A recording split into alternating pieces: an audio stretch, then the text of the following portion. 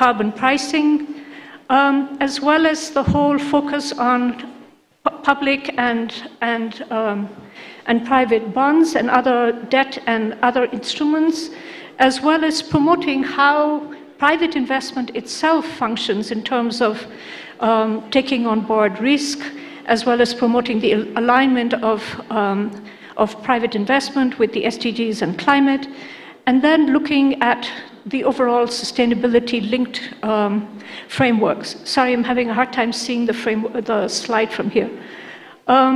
And it's really critical to have an integrated approach.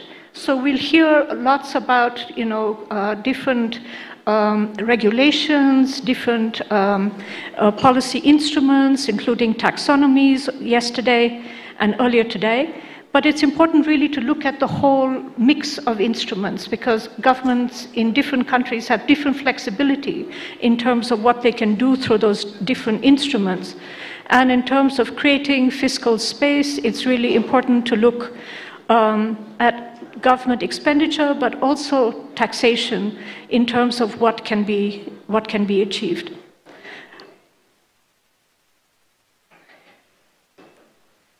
Yeah, so if you look at Nepal's, Nepal was really a pioneer in terms of looking at how it's spending its own budget, tagging the budget, with regard to green, one of the earliest countries actually in Asia Pacific to do that.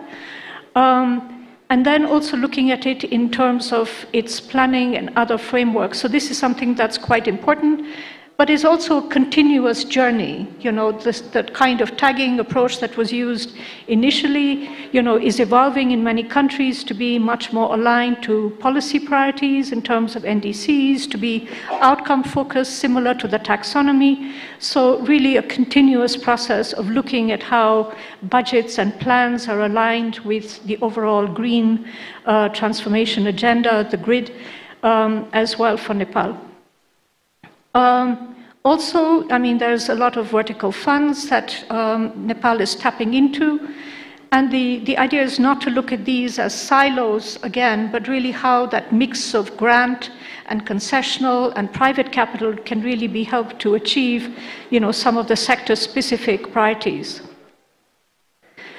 I think we've heard also quite a lot around the whole focus on innovative finance. In fact, there was a fascinating panel just before this, really looking at the role of different entities, working through financial institutions and providing loans directly to different actors as well, mobilizing resources on international and other capital markets, and we'll get a different perspective from the DFIs and stakeholders on this platform. There's also work underway in looking at the climate change financing framework, and where it's really looking at the sources of finance, how best to align these sources with what's there on the market, from a policy, system, capability, transparency perspective, and this, also needs to align well with the investment framework. But here, it's important just to link these different aspects. In many of the other countries, there's not a great focus on the private sector. And given the growing importance of the private sector, these types of frameworks really also need to take into account some of those changes. These, we should admit from the start that it's really complex for governments, to balance different priorities. So if you take, the focus on e-mobility, which is a priority for government, and very ambitious targets by 2030, but if your taxes come from there, providing that tax subsidy or lower taxes, also comes at a cost for government, and raises the question of really how do you deal with these different types of trade-offs. And Nepal has, seen tremendous growth, for example, in EVs over the last couple of years, but even before that, all those little tempos and minivans, a lot of those were, electric from the get-go. When even India, for example, went through a phase of using CNG, Nepal went directly into this. So it's possible to see, huge transformational benefits although it's still very much a work in progress, and I think just 1% of the market is EV. So just in terms of covering a few of the instruments, not all of them, there are a range of different instruments and approaches that Nepal is also looking at, from risk transfer and insurance, the use of different guarantees, debt financing, equity financing. And just to run quickly through a couple of different bonds, there's interest in thematic bonds, particularly in green bonds, which need to align with the different principles from ICMA. But what's also interesting is to look at what are coming. Those are covered by use of proceeds bonds.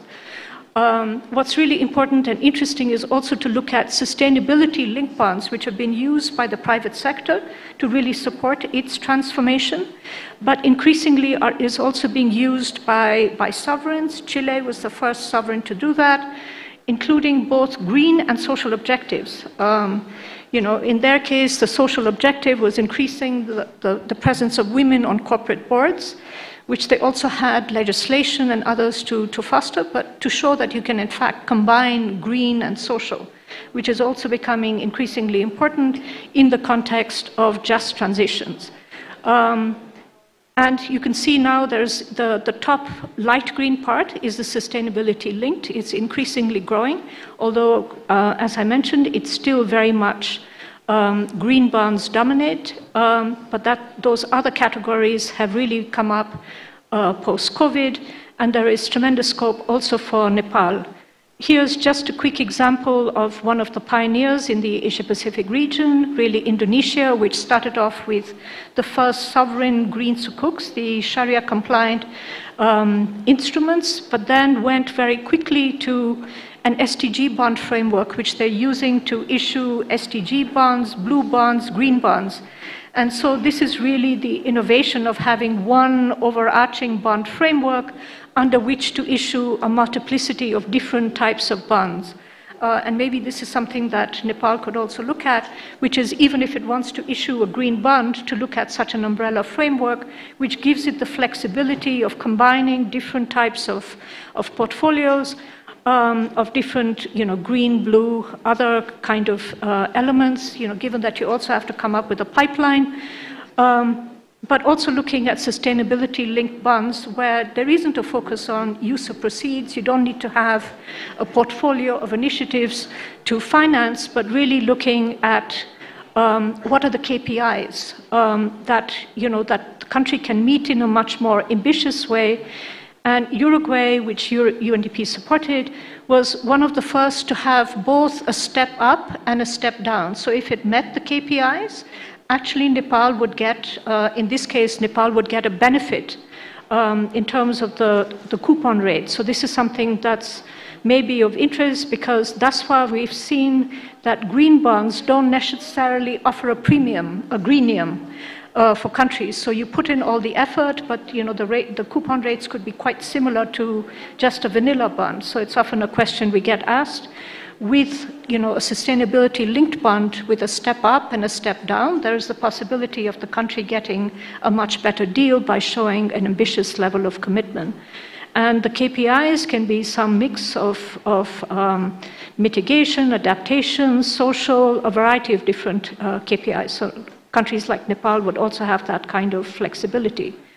And you would say, why should Nepal issue a green bond? What's the benefit? And one of the things we've heard from Indonesia and others, which are some of the, from developing countries, some of the largest issuers, is really to tap into different types of capital, impact capital, patient capital that's willing to invest longer, that also wants to build up its own portfolio of sustainable assets. And even though they're not immediate price benefits, but there is that medium-term benefit in terms of the bonds. Several factors to consider, and I think we've also heard a lot of what Nepal Rashtra Bank is doing to minimize the risks in terms of currency fluctuations and other things to make it much more feasible for both the government itself, but also private sector to issue thematic bonds. A number of interesting examples of countries issuing both vanilla and thematic bonds, with dual tranches, or looking at issuing in the domestic market and cross-listing on other exchanges at the same time. Germany was one of the countries to do that. And so countries like Nepal, which haven't issued such bonds before, can really get a sense of the different pricing and interest as well from partners in both vanilla and thematic bonds. Also quite important is defining what's green in this kind of context. So a number of countries, but also in the Asia-Pacific region, regional taxonomies for ASEAN, for example, which could also be quite interesting for, say, a number of the mountain economies, which have a particular type of focus on a particular energy profile, to think about, more typology-based taxonomies, country typology, or but this is something that's coming up, and we know that Nepal has, is working on finalizing its green taxonomy. And just for those who are not familiar, the taxonomy really defines, in this case, green, what counts as green, the different sectors, projects, what are the thresholds that would define, what could be done, and so this sort of sets up the framework for that. But again, just to make the point, and then I conclude, is that the taxonomy is not an end in itself. It really needs to be seen within the broader mix of policy instruments, including what, the bond framework, looking at the fiscal incentives that government would likely want to offer, as well to facilitate this transformation to green. So really think of it as a package of measures, of policy and regulatory measures, but also government's own action to really shape the market for a green transformation. Thank you very much, and now we will turn over to the moderated discussion. Thank you very much, Ms. Lal, for your insightful presentation and the perspective that you've put forward in your presentation. You've taken a dual role of presenting as well as moderating, so may I please now request you to kindly I'll hand over the session to you and request you to kindly carry forward with the proceedings of this session.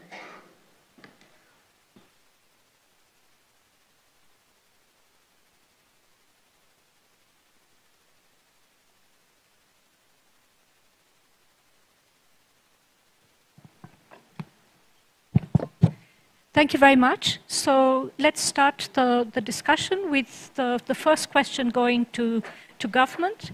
So Mr. Marasani, the Secretary, Ministry of Finance, can you tell us, to kick the discussion off, what are the specific policy measures that government is implementing to incentivize investment in green industries and to promote sustainable practices amongst businesses in Nepal? Well, thank you very much, Ms. Radhika Lal. Actually, I learned a lot about your presentation. Thank you for the presentation. I believe that the hall also learned a lot about on green financing from her presentation. Excellent presentation. On your questions, let me begin with two examples. How much government of Nepal has been preparing for the green financing. I don't know if the hall is, all knows about it or not, but the government of Nepal, has introduced its climate coding in its annual budgeting. We are the pioneering countries, right? That is the sensitivity of the government of Nepal, to introduce the green financing, and we begin that from our own outlays. How much our allocation is climate sensitive, how much our allocation is supporting for the green economy. That's how we have been doing, and that's ongoing for over a decade already now. Next is that we are the maybe very first or early signatories of the green initiatives, that means green and inclusive development initiatives. So actually, 2 years back, I was the one who signed that initiatives on behalf of the government of Nepal. So these two instances, these two examples already, tells you how much government of Nepal has been serious and how the government of Nepal has been preparing for green financing, going forward. So coming back to your particular question, what specific policy, these were the policies, but let me elaborate a couple of more policies so that the hall will understand how our government is preparing. So the government of Nepal is committed to promoting green industries and sustainable practices as part of its broader development agenda. To incentivize investment in green sectors, the government has implemented several policy measures.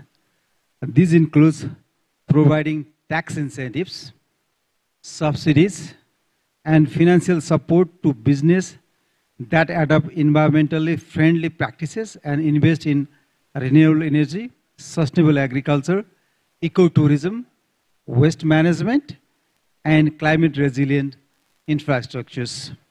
Additionally, the government has introduced regulations and standards to ensure environmental sustainability and promote responsible business practices. Going beyond that, not only the government, of Nepal's its own preparations, our own provisions on for the green financing, we have been also well coordinating with international funds such as the Global Climate Fund, the GEF, the Climate Investment Fund. These are the windows of opportunities for the green financing available in Nepal. And we have also been making contact with other private IFIs who are keen on providing green financing into Nepal. So I think let me stop here. Thank you.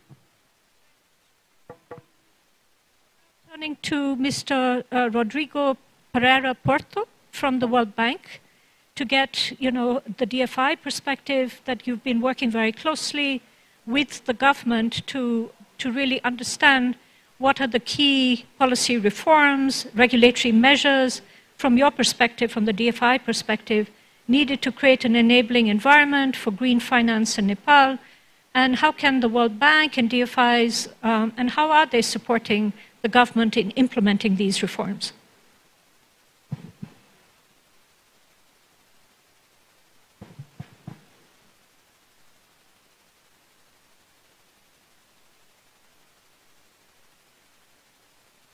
Thank you. Well, firstly, I'd like to thank for the invitation, thank the organization, and take the opportunity to greet all the audience, my fellow friends here, colleagues at the panel. Well, when it comes to the government role in facilitating this green finance flow, I think the first question that we should ask is understanding investment needs, and that's a kind of tricky question, because if we take green finance flow in a perspective, we see that most of financial resources designated to concessional finance, to loans, to technical expertise, mostly of them are driven to climate change, climate finance, climate change mitigation, climate change adaptation. And that's a reason for that to happen. But before that, I learned that Nepal contributes only 0.01% to carbon emissions at global level. That's nearly zero. And we're talking about most of financial resources, most of the flows designated to to climate change mitigation. So how does it apply to emerging markets like Nepal? So for the government, it's important to have that in mind, because if they want to harness green finance and find priorities, find sectors, actions, activities, they must understand how they're going to use those resources in terms of financing, in terms of developing capacities and sharing knowledge with different partners on this green finance supply-demand chain. So I learned at the World Bank, and I think mainstream understands that investment needs are larger in countries that contribute the least to carbon emissions at global level. That seems quite unfair. And there's a reason for that, because we're not talking about carbon emissions at this point in time. We're talking about vulnerability to climate change and how climate change impacts your country in terms of physical risks, climate-related physical risks, you know, flooding, droughts, and other issues that may impact facilities, that may impact business, that may disrupt business and cause impacts on economy and impact the resilience of financial sector. And there's also transition risks as well, the same perspective. So Nepal should understand that harnessing green finance toward climate change mitigation has a dual purpose. The first one is mitigating risks. Understanding the vulnerabilities of the country, of different sectors within the economy, and finding information, finding data, and having the government, through different institutions, public entities, to do their job according to their mandate, to understand the impact of that on the business, on the portfolios. But there's also the opportunity side. And this is what conveys a good message, because investing on green and climate change mitigation, it's not only about mitigating risks, it's about harnessing the green finance flow. It's about taking the opportunity to foster a sustainable economic development transition plan. That means make firms more productive, investing in new technologies, so those very same firms can be more competitive at international level, they can create more jobs, they can impact social good in Nepal, it can impact the economy in a positive way. So I make this introduction just to make the case, because sometimes it's a little tricky when we talk about climate change mitigation, especially in emerging countries. I'm from Brazil, it's a big country. It contributes much more to carbon emissions than Nepal, and not that much, I imagine, than your neighboring countries, like India, for example, that contributes up to 7% of carbon emissions, not to mention China, up to 30% maybe at global level. So what's the role of the government? So the government should understand how this supply and demand framework on green finance works. I have a slide. I don't know if we can put on a slide, but no problem. There's no problem. I'd like to show you a picture from a World Bank publication called The Toolkits for Policymakers in Greening the Financial Sector. This is a publication that is publicly available. It's just downloading on the World Bank site. And it shows different buckets in which policymakers can act in order to foster green finance, in order to foster, in fact, a more sustainable financial sector. So the first thing is understanding this value chain, understanding the supply-demand green finance framework. And we have different players. We have international organizations in one point, we have the government in the other, we have the private sector, and it's the role of each player to try to connect those dots and fill the gaps between them. So how to connect the dots between international organizations and the government? That's the first challenge. It's a key challenge. So it's important for the country to understand investments needs. It's important for the country to have information, to collect data, and try to devise a plan, a strategic plan, which is viable, which is consistent, which is accurate,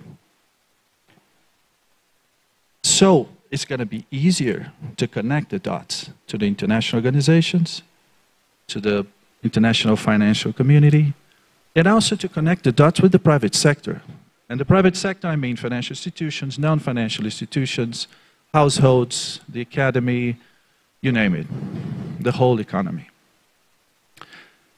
And to connect the dots with the private sector, it's important to establish a process in which you exchange, in which you develop capacity, in which you set a dialogue with the private sector in order to make it happen. And this is a big gap in most emerging markets, is to fill the gaps between the government and the private sector.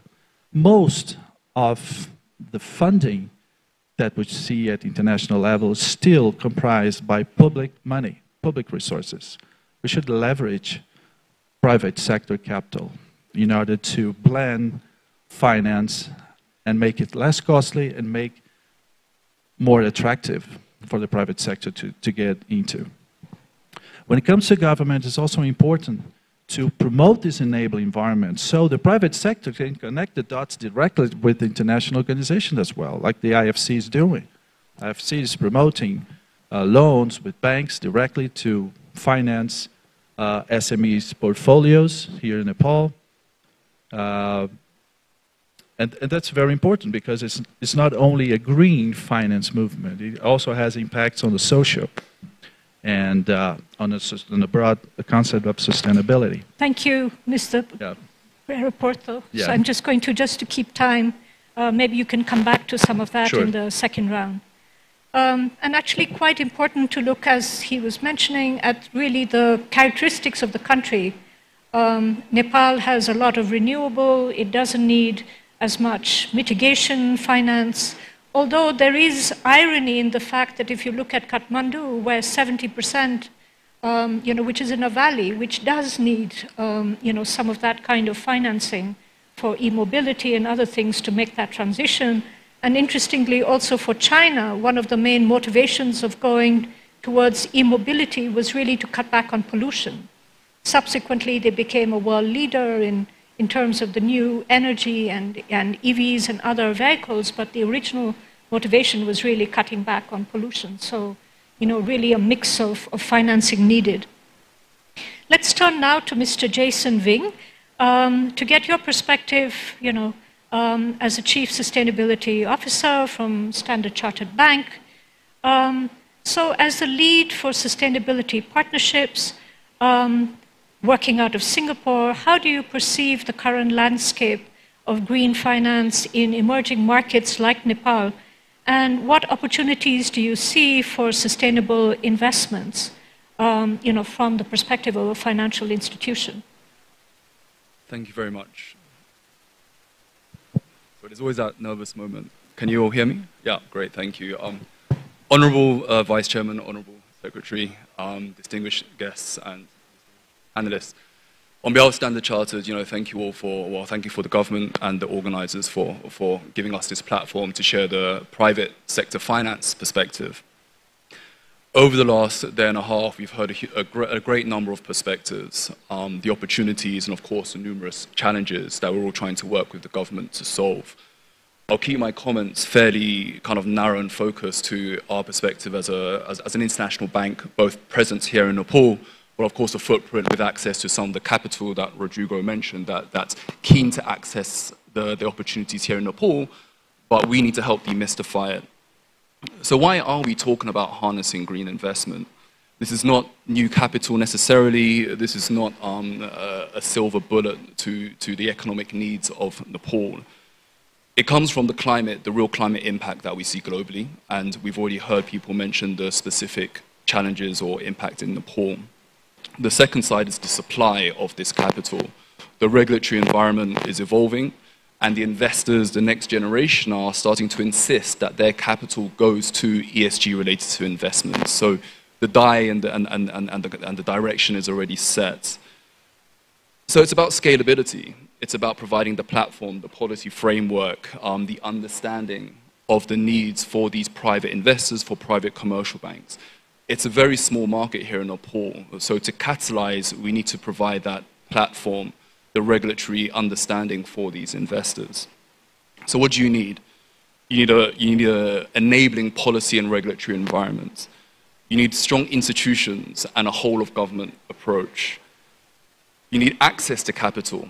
So that's not only the ability to bring capital in, it's the ability to manage that risk, both from an FX and interest rate capability, and very important is the ability to exit, right? So that two-way, that capital flow of cash and financing into and out of Nepal to create that financial ecosystem.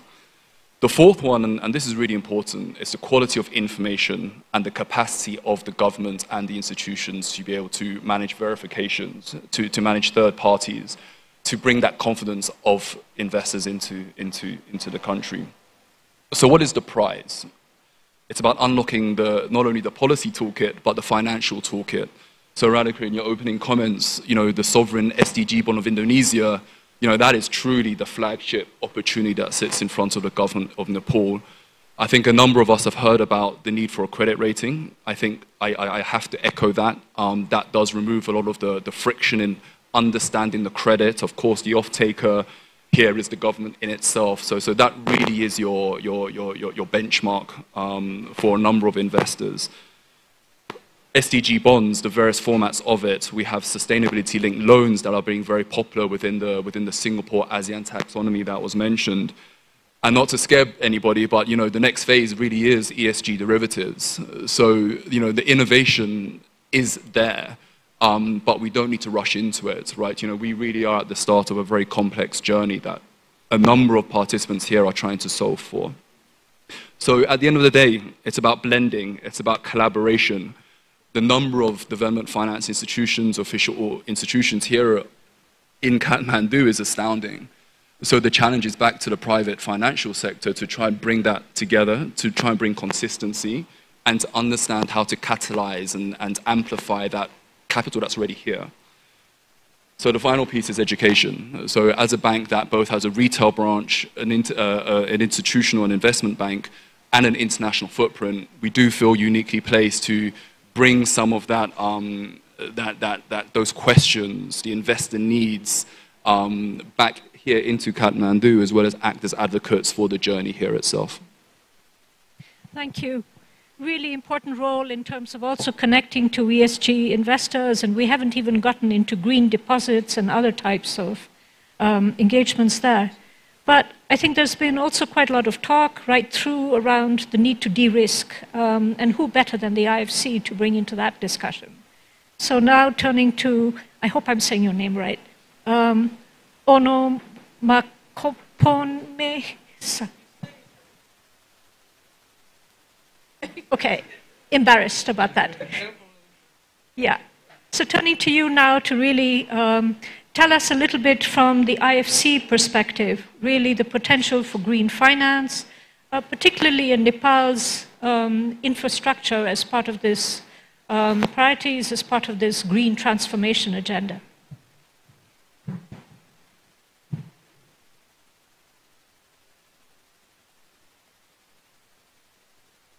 So I guess, first of all, thank you very much for having us. I think the very first question is, why green finance as opposed to any normal kind of project finance or corporate finance loan? And when you look at the infrastructure needs of Nepal, it's significant. I mean, research has said that Nepal will need about 10 to 12% of GDP to be invested annually for the next decade in order to actually reach its infrastructure goals. So the question is, how do you actually get there? So clearly it can't be all on the government purse. It has to be via private capital. And then when you look at private capital, you need to actually be able to afford the facility. So when we look at green finance, I mean, you said it very clearly in your presentation, green finance has the ability to actually support Nepal's transition to a sustainable economy. There are several sort of subsectors that could attract, specifically for Nepal, that could attract green finance.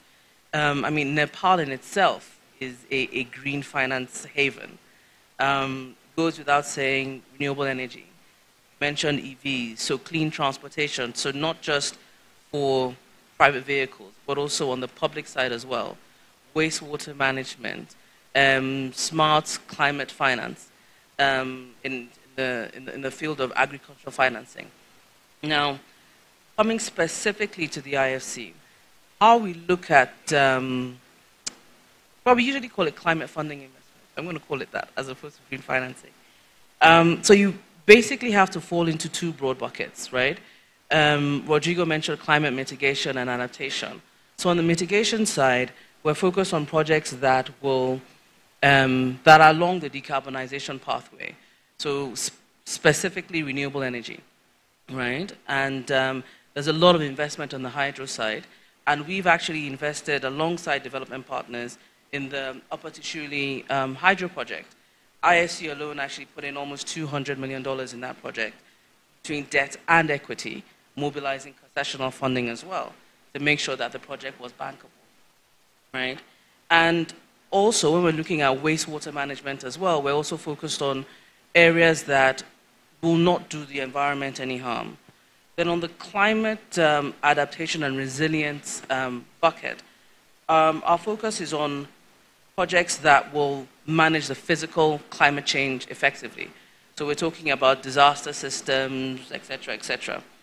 Now, in addition to the Upper Tishuli project, our focus has also been on how can we actually mobilize capital through financial institutions like a Standard Chartered. So we provide a lot of funding through these institutions, whether it's by way of risk-sharing facilities or partial credit guarantees, not just in Nepal, but we have several examples of that in India, for instance, when we've done sustainability-linked bonds. So even in Sri Lanka, we're looking at green bond issuances through the financial institutions. So from an RIC perspective, we're not just interested in what can we put on our books, on our balance sheet. How can we actually facilitate private capital mobilization through the instruments that we offer? Great. Thank you. Really comprehensive response. And last but not least, for the first round, turning to Mr. Ashish Garg, who's for the Energy Development Council, Confederation of Nepali Industries. Now, you've heard of all these different perspectives from the different parts of the ecosystem.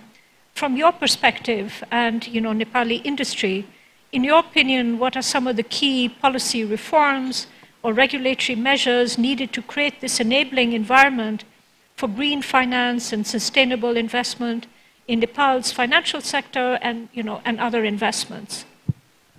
Yeah, thank you. So I'm the only one from the private sector here on the panel. So big in responsibility Nepal, on your shoulders. Yeah. So green financing has as such not trickled down the Nepalese industry. The local banks are financing green projects.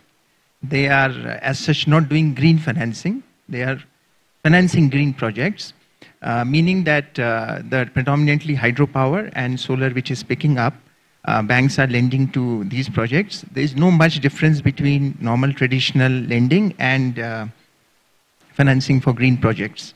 So I would like to mention two major policy initiatives which have really worked. One is the central bank has introduced sectoral limits or requirement that say for green energy sector, 6.5% loan portfolio has to be allocated for that. Because of that, the banks have been forced to lend to hydropower projects or solar projects. And also, two banks floated green bonds. So that had very good response at very low interest rate. So because of this central bank policy, things worked. Second is, a product on rooftop for industries, rooftop solar, where, the UK Nepal Renewable Energy Program, there was a grant and all the industries grabbed it, most of the industries, and that has helped to green the industries and replace to some extent coal or furnace oil or other fossil fuels. So these two initiatives have worked, but the journey is long. The issue remains, one is the green taxonomy. That has to come in very soon. We heard that by the end of this month, we will have that. So that will lay down the foundation of what is green and what is brown or black, and things will move. Second is the hedging. So when we get hedging for the currency risk, when we get international green funds, it comes in US dollar denominated. The currency is non-Nepalese, whereas we earn in Nepalese rupee. So who will foot the bill of this huge bill? Or, you know, I would say there are no institutions as such providing hedging. So that is also on our government's table. Another major issue is the carbon credits or renewable energy certificates for taking up decarbonization or renewable energy project. We don't have a mechanism here. It's there in India, it's there in other countries. So I think the government has to take up that so that the private sector incentivized to further green up their energy consumption or their activity. And not the least, the sovereign institutions in Nepal, like say HIDCL, the Hydro Investment Company, or banks like NIFRA, they should access international capital with their sovereign rating because the private sector banks, Nepal is not rated, so private sector banks will have a hard time to get this capital in. So at the moment, the capital is not much, the green capital here in Nepal. We as private sector developers or industry, we have to borrow in the normal conditions. So a lot of expectations and a lot of, I would say, things to do. Thank you very much. Lots of positive examples as well for what financial institutions are doing, but also indications of very concrete things that need to be done by the central bank and others to really accelerate that progress. Now turning back to Secretary Marasini, you know, in terms of what you've heard, and also the potential for public-private partnerships, you know, which could help to make some of this much easier for the private sector in terms of the green economy agenda. How is the government facilitating such collaborations? Well, thank you for this second round opportunity. And of course, if we see this summit itself is an example of government's priority to mobilize the public-private partnership in our economic development, and that too also in greening our economy. As Mr. Garg was just mentioning the central bank's policy, that there is a mandatory provision that the banks and bank and financial institutions in Nepal, they have to allocate certain amount of fund on the renewable energy side in hydropower production. So that these two stories already tell you that how seriously government of Nepal has been taking on the forging the PPP in our economy and also in greening our economy. Not only that, we have been also participating in the COP initiatives and recently in Doha as well. Though, like, you know, Doha itself is a Gulf country, they are known for the, fossil fuels. But Nepal raised very strongly how much it has been affected because of the global climate change. We have pleaded for the green financing, international support, even from those type of those kind of fossil fuel producing and very rich countries, shifting their priority towards greening the economy and also to channeling the funds towards the renewable energies or green sector. As much has been already discussed, and I have also mentioned to you that in my earlier answer, the government not only focusing on or to some private sectors, but it has started demonstrating from its own policy. We have established the Investment Board of Nepal, and we do have this Public-Private Partnership and Investment Act already in place.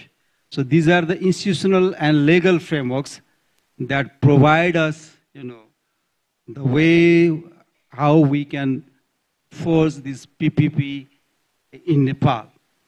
And also we have been supporting the bank and financial institutions through capacity building, through policy flexibilities, and also providing some tax incentives, and also offering financial incentives to encourage private sector participations in green projects. And also government is actively engaged in dialogue with the private sector to identify areas of collaborations and develop joint initiatives to promote green investment and sustainable development. We are also committed for SDGs by 2030. There also we have been allocating our funds and also putting priorities both to adaptation and mitigation. So these are some examples how government is promoting PPP in Nepal. Thank you very much. Thank you very much. So turning now to Mr. Pereira Porto from the World Bank on the same theme of collaborative approaches, innovative financing. Can you discuss the role of the bank in terms of innovative financing mechanisms and partnerships to scale up green economy projects in Nepal, particularly under the grid? And maybe this is a chance for those of us who don't know, very succinctly to tell us what's the grid and what's the innovative approach that the bank is taking to that. Okay, thank you. Well, the grid is another strategic approach, and it means a green, resilient, and inclusive development. And here in Nepal, the government is working with more than a dozen partners, like development financial institutions, international community, with stakeholders here in Nepal, inside Nepal. And it's very ambitious in a way that it provides what here in Nepal you say like the 10 plus 10 plus 10, meaning that there is 10 transition plans, which encompasses, for example, transition toward adaptation of agricultural sector, sustainable cities and green housing, sustainable transportations, you name it, many different sort of transition plans. Nepal plans to use convening all of these partnerships around $10 billion to be invested in the next 10 years. That's why they call it 10 plus 10 plus 10. So it's a very ambitious plan. The action plan is actually being discussed at this very moment with dozens of partners. And the World Bank Group, the World Bank, the IFC, and other institutions under the World Bank Group is collaborating on the discussions of the action plan of the grid, and is also preparing a particular plan in order to provide concessional finance, in order to provide innovative financial instrument, blending finance, technical sharing, capacity building, in order to promote innovative approaches to those transition plans, which is very important. So we must acknowledge that we need to have the focus, and we need to know exactly what to do in order to achieve those particular targets. And the design of innovative financial instruments, not only on the government, so it's on the private sector as well. And to make it happen, there are other things that should be considered alongside. And the World Bank Group is also working on with some public entities here in Nepal, for example, the Central Bank of Nepal. So we're working with them in 3 particular initiatives. First, identifying risks for the financial sector here in Nepal. And that's important because that could guide central bank on further actions in terms of regulatory framework, in terms of supervisory enhancement. So that's a very important point to mitigate market failures. So working on the risk perspective. On the data and information availability in Nepal, so it's important to work on disclosure, to work on reporting. The central bank is already working on the sustainable taxonomy, which is quite important, not only for the regulator, but for financial institutions, for investors. There are many advantages on that, because it lowers transaction costs, it facilitates monitoring flows, it facilitates designing new financial instruments like green bonds, like green loans. I think this is a very important momentum. And the World Bank Group is pretty aware of the need to understand investment needs and work with the financial authorities and the private sector in order to divide the best potential options under the grid and of course, encompassing other actions under the nationally determined contributions, which there's a set of actions there that is going to be encompassed by the action plan under the grid. Thank you. Now turning to Mr. Wing, so if you can be quite brief.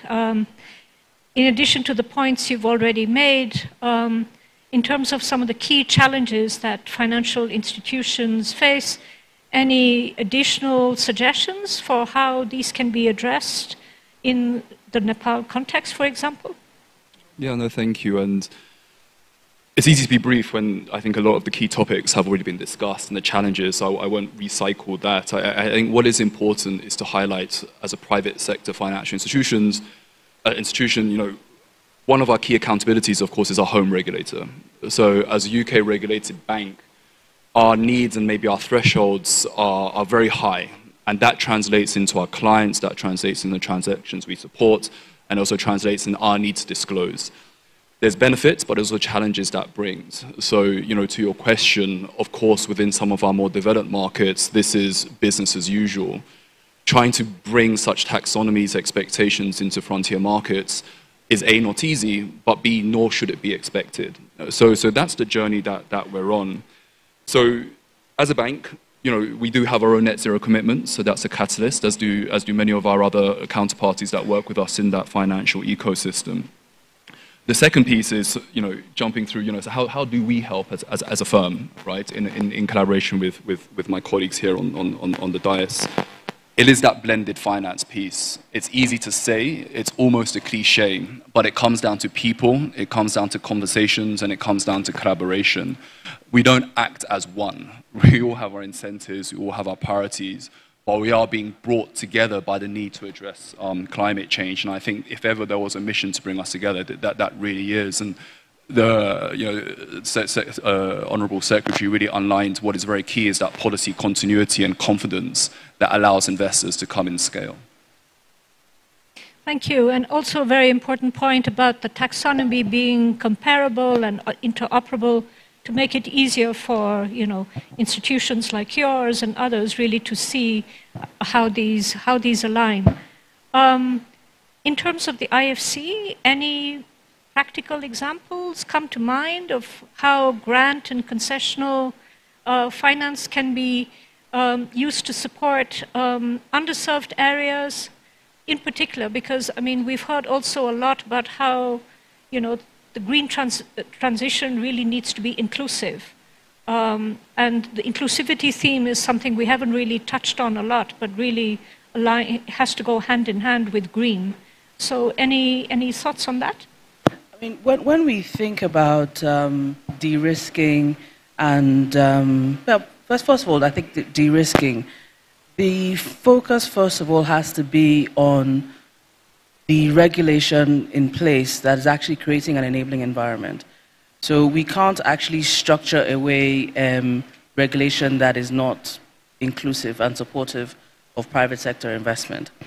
On the IFC side, when we look at concessional funding, and the concessional funding we use is usually blended finance, similar to what Jason has mentioned. And when we focus on blended finance and concessional funding, our immediate focus is not to crowd out private sector investment or commercial bank funding.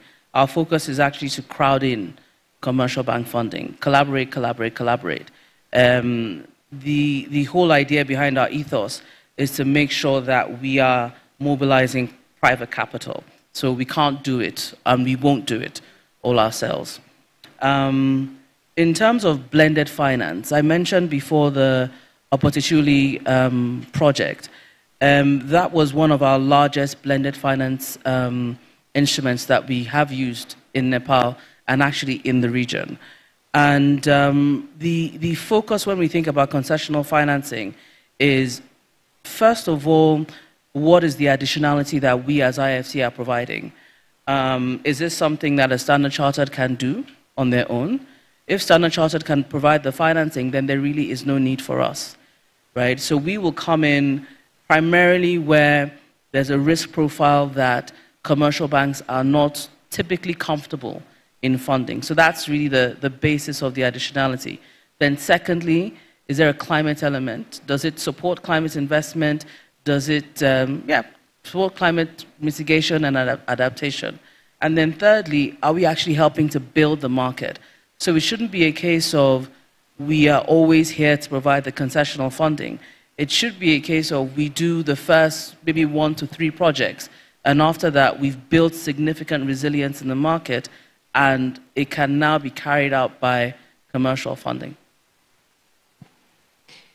Very true. So I think really the importance of looking at also how do you get the transition towards economic sustainability over time, through these various types of de-risking and acceleration. Mr. Ashish Garg, the last word goes to you. What do you see as the role for industry associations such as CNI of really accelerating all these different initiatives, and what are some of the gaps from your side that you would like to highlight? Thank you. So as I mentioned, currently there is not much gap between interest rate for a normal project and a green project in Nepal. Now the primary reason is, I think the currency risk and cost of it. So as in the industry association, we have been lobbying the voice of the industry to not only banks, but DFIs and international funds. So say, for example, how we have been working is, say, for rooftop solar, the National Renewable Energy Program, they came up with this scheme of up to 1 megawatt of solar rooftop at concessional subsidized cost. So we went to our industry, maybe a cement factory or a steel factory, and we explained them that the benefit of this. And then, the things started moving in. There were practical issues while implementing this, which were communicated to the NREP program also. So we are basically a bridge. Once we understand, then we are able to explain to our industry and to the lending institution. So the journey, as I mentioned, we have just embarked on the journey. There is a long way to go. Say for infrastructure projects like hydro, we still have floating interest rate, short tenors, personal guarantee-based recourse project financing. So these are green projects, but we are still doing it in a traditional way. So a lot of policy initiatives have to be taken, and then it will be a real green in the real sense. And as industry will expect some incentive, though it is everyone's responsibility to be green. It's a matter of survival of mankind, but our industry would need some incentives, some concession to adopt these green practices. Thank you. Thank you very much for that reality check, and really also all the mismatches you're dealing with, and how do we really get that kind of green responsive finance. Let me thank all the panelists and turn back to the MC. Thank you very much to our moderator. And thank you to all our speakers and all our panelists as well for bringing forth your insights from your own experiences and from your field as well. May I now please request our session chair, Honorable Dr. Min Bahadur Shrestha, Vice Chair, National Planning Commission, for his closing remarks of this session.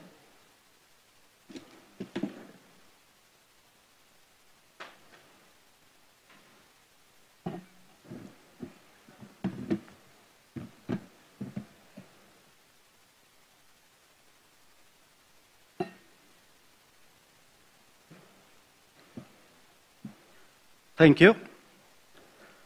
Ms. Radhika Lal, SDG Finance Policy Advisor, UNDP's Regional Hub, Thailand.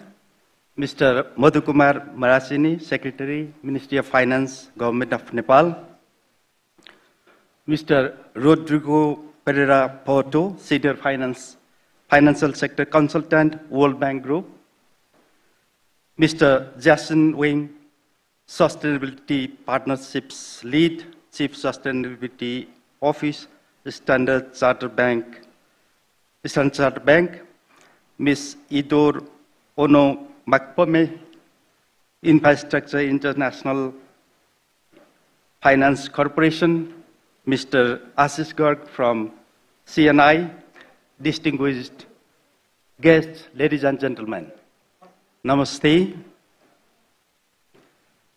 As we bring this session of Nepal Investment Summit 2024 to a close, I want to express my sincere gratitude to all of you for your participation and engagement in this significant event.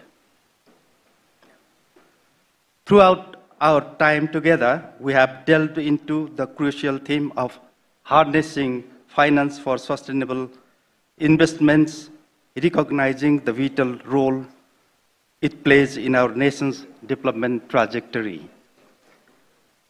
We find ourselves at a pivotal moment in history where climate change and environmental degradation demand urgent action.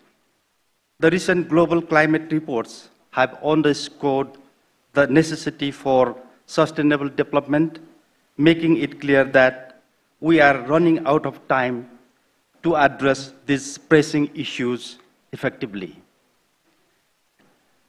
Nepal, like many nations, faces the impacts of climate change, from the rapid melting of Himalayan glaciers to the increasing frequency of natural disasters. Our natural resources are not only national treasures, but also crucial for our economy and society. As we move forward, it is imperative that we prioritize sustainable investments to protect and enhance our natural capital. The Nepal Investment Summit 2024 has provided us with a platform for dialogue, collaboration, and action. It has been an opportunity for us to exchange ideas and explore innovative financing mechanisms to drive sustainable development across various sectors of our economy.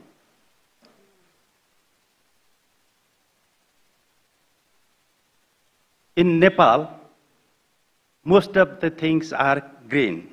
About 45% of our land is forest, that's green. 29% of our land is under cultivation and they produce green agriculture.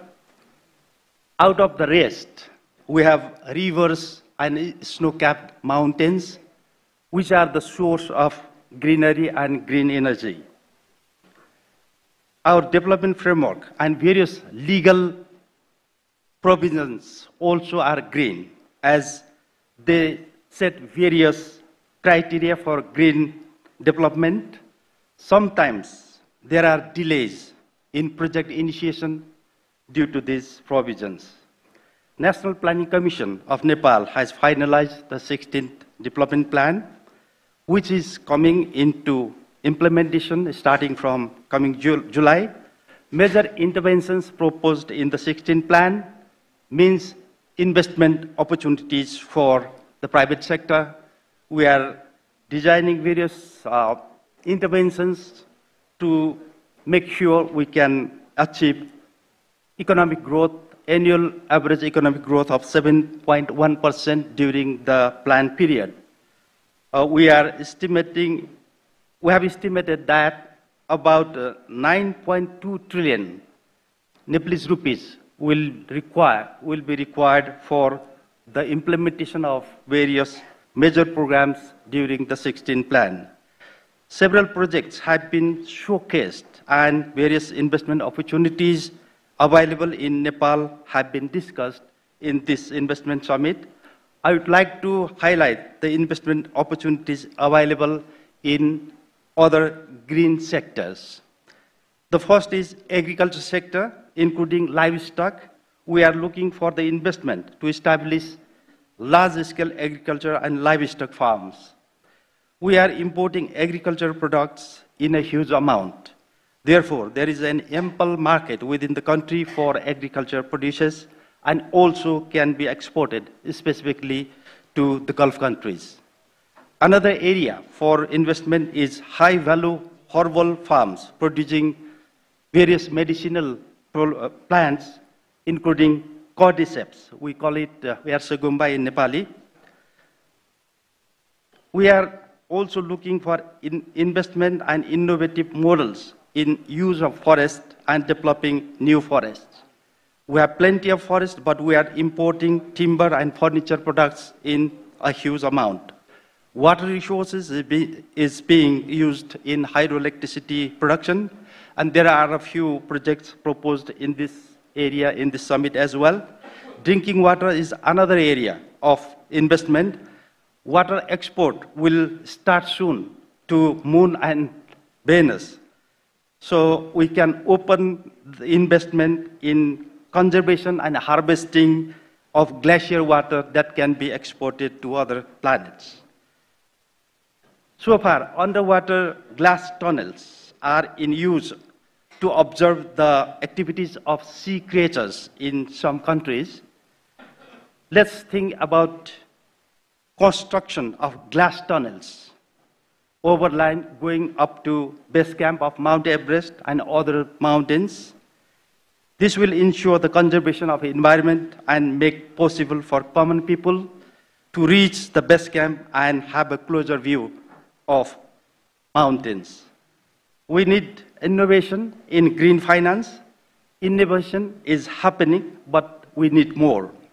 The 16th plan has embraced various initiatives to promote the green economy.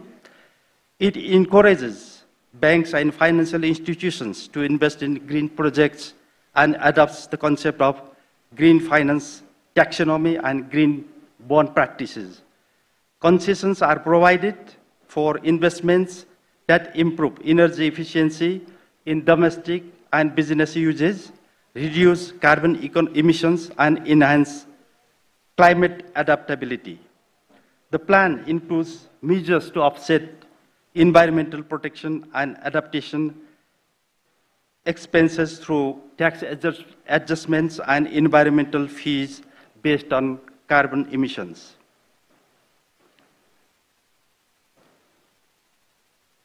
To achieve our sustainable development goals, we must leverage the power of green finance to mobilize resources for projects promoting renewable energy, sustainable agriculture, ecotourism, waste management, and climate-resilient infrastructure. By investing in these sectors, we not only protect our environment, but also create new opportunities for economic growth, job creation, and poverty alleviation. Today, we stand on the brink of a new era, an era that demands bold and decisive action.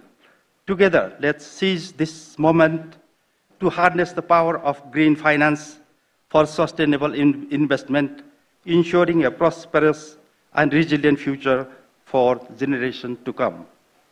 Our collective commitment to sustainable development will not only benefit our country, but will also contribute to global efforts to combat climate change and preserve our planet for future generations. Thank you.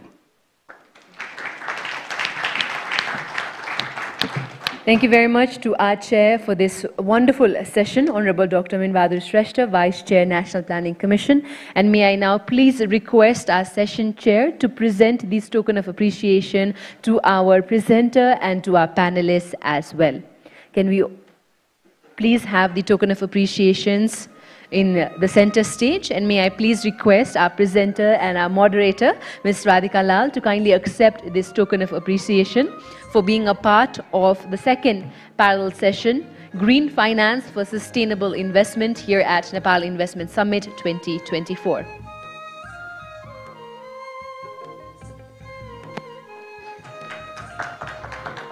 We'd also like to thank and request Mr. Madhukumar Marasini, Secretary, Ministry of Finance, to kindly step forward, sir, and accept this token of appreciation from our side. Thank you very much for sharing your valuable insights on what work has currently being done in Nepal in terms of green financing.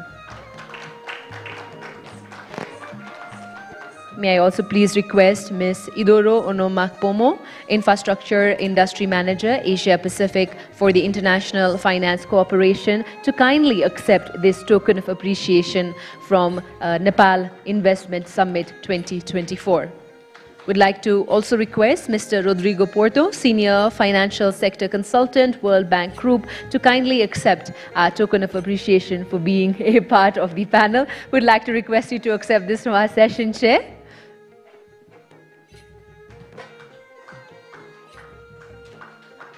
Would also like to request Mr. Jason Wing, Sustainability Partnerships Lead at Standard Chartered Bank Singapore, to kindly accept this token of appreciation.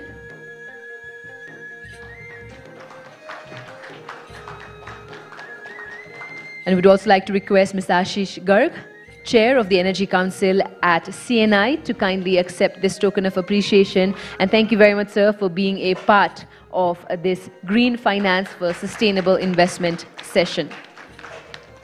May I now please kindly request the CEO of Investment Board of Nepal, Mr. Sushil Bhatta, to kindly join us onto the stage to present a token of appreciation to our session chair. And thank you very much to Honorable Dr. Meen Bahadur Shrestha, Vice Chair of the National Planning Commission, for graciously accepting our invitation and for being a wonderful session chair in this session.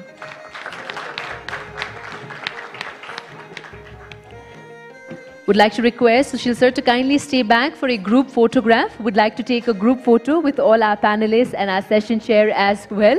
All right. And thank you, ladies and gentlemen, for being a part of this session. We'd like to take a group photograph to mark the ending of this session on harnessing green